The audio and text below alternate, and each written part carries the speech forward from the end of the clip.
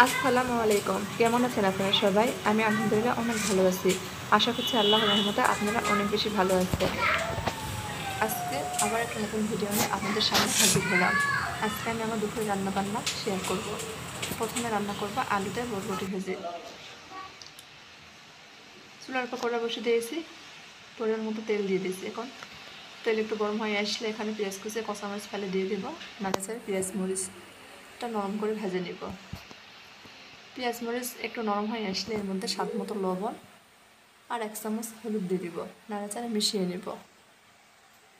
মিশানো হয়ে গেছে। আগে থেকে কাটা ধুয়ে রাখা আলু আর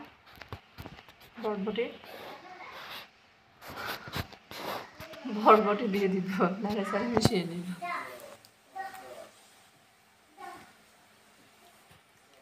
আমাদের এলাকায় এই বরবটিকে বটবটি বলে। তো যাই হোক, মিশানো হয়ে গেছে। এভাবে অনবরত নাড়াচাড়া আমি রান্না করে নিব। এভাবে ভাজি করে দেখবেন, গরম গরম ভাতের সাথে খুব ভালো লাগে। আপনাদের কাছে অনুরোধ, যারা আমার ভিডিও দেখবেন ভিডিওর শুরুতে একটা লাইক দিয়ে পুরো ভিডিও দেখে নেওয়ার চেষ্টা করবেন। আর যারা নতুন আজকে আমার ভিডিও দেখছেন তারা চাইলে চ্যানেলটি সাবস্ক্রাইব করে নিয়মিত চ্যানেলের পাশেই থাকতে পারেন।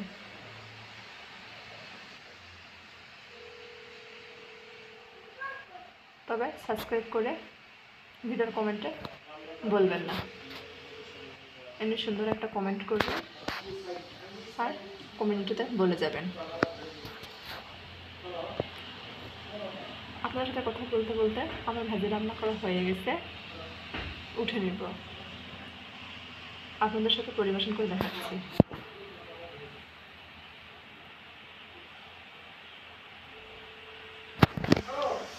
এভাবে ভাজি করলে সত্যি অনেক মজার হয়ে থাকে। গরম গরম ভাতে এই ভাজি থাকলে আর অন্য কিছু দরকার হয় না। এখন রান্না করব মিষ্টি কুমড়া আলু দিয়ে মাছ। খুব সহজে রান্না করে নেব, খেতে হয় অসাধারণ। চুলার উপর কড়া বসিয়ে দিয়েছি। কড়া গরম হলে পরিমাণ মতো তেল দিয়ে দিব। তেল গরম করে নিয়েছি। আগে থেকে মাখিয়ে রাখা মাছ দিয়ে দেবো। হলুদ মরিচ লবণ দিয়ে মাছ মেখে নিয়েছি, গরম তেলের মধ্যে দিয়ে দিলাম। উল্টে পাল্টে মাছ ভেজে নিচ্ছি। মাছ ভাজা হয়ে গেছে, উঠে নেব। ওই তেলের মধ্যে পেঁয়াজ কুচি কয়েকটা কাঁচামরিচ ফেলে দিব। নাড়াচাড়া নরম করে ভেজে নেব।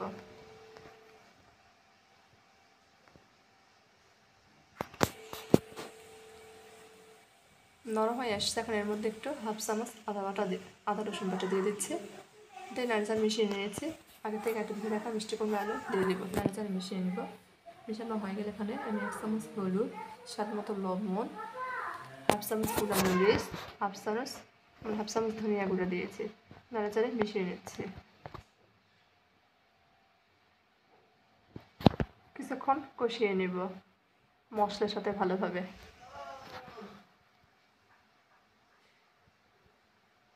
আমি এখানে মশলা কষানোর জন্য কোনো পানি ব্যবহার করিনি। সরাসরি মিষ্টি কুমড়া আলুর মধ্যে গুঁড়া মশলা দিয়ে দিয়েছি।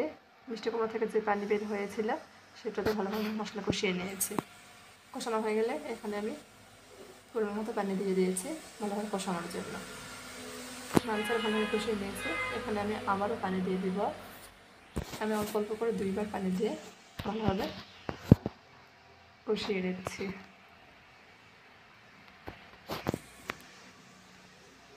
অবশ্যই বারবার নাড়াচাড়া দিব যাতে নিচে পুড়ে না যায়।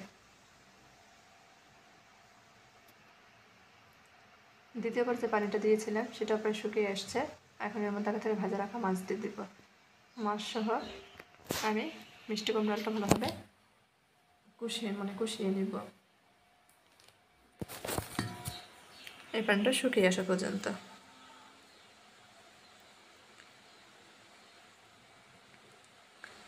কষানো হয়ে গেছে। এখন অল্প পরিমাণ পানি দিয়ে দিব।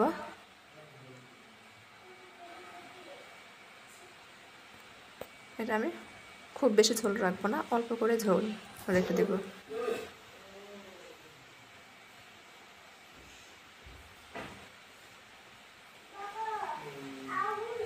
বলক চলে আসছে, নেড়াচেড়ে দিচ্ছি, আর কিছুক্ষণ রান্না করে নেব। দেখেন আমার রান্না হয়ে গেছে, চুলা বন্ধ করে দেব, পরিবেশন করে দেখাচ্ছি। আমার এই ঘরোয়া রান্না বান্না আর ভিডিও যদি আপনাদের একটু ভালো লাগে, দয়া করে চ্যানেলটি সাবস্ক্রাইব করবেন।